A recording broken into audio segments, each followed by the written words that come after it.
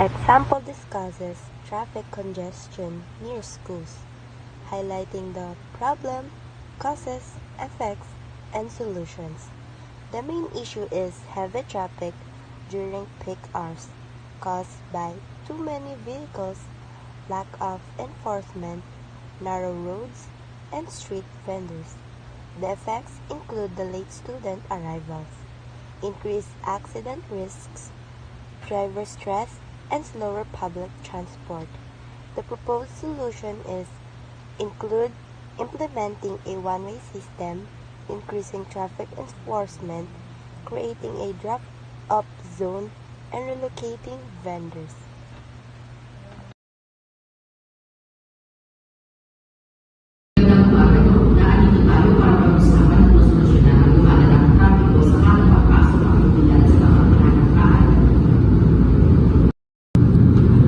Madalas po kaming mawala sa klase dahil sa sobrang bagal at dami ng trapiko. Minsan po yung mga sasakyan nakaikot po sa gitna ng mga sala. Naintindihan ko po ang problema, pero wala po tayong maayos na paraan. Gusto ko lang po makasigurado na ligtas ang mga bata.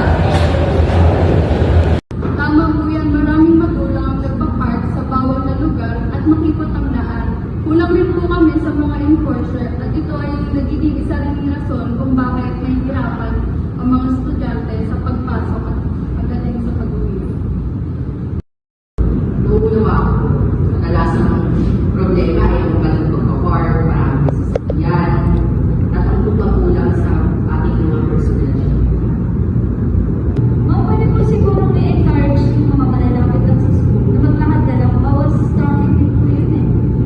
Maganda yan, pwede tayo magsagawa ng one-way system tuwing rush hour at pwede rin po akong maghikayat ng mga pwede pang maging traffic enforcer. Sana po magkaroon tayo ng nabog soon para po minunod sa mga labas ng video. Sige, sa kaya ko. May pag-ugaya ako sa barangay tungkol sa bonding at pagkakaroon ng mas malinaw na traffic rules. So, susunod ng meeting sa saludo ko sa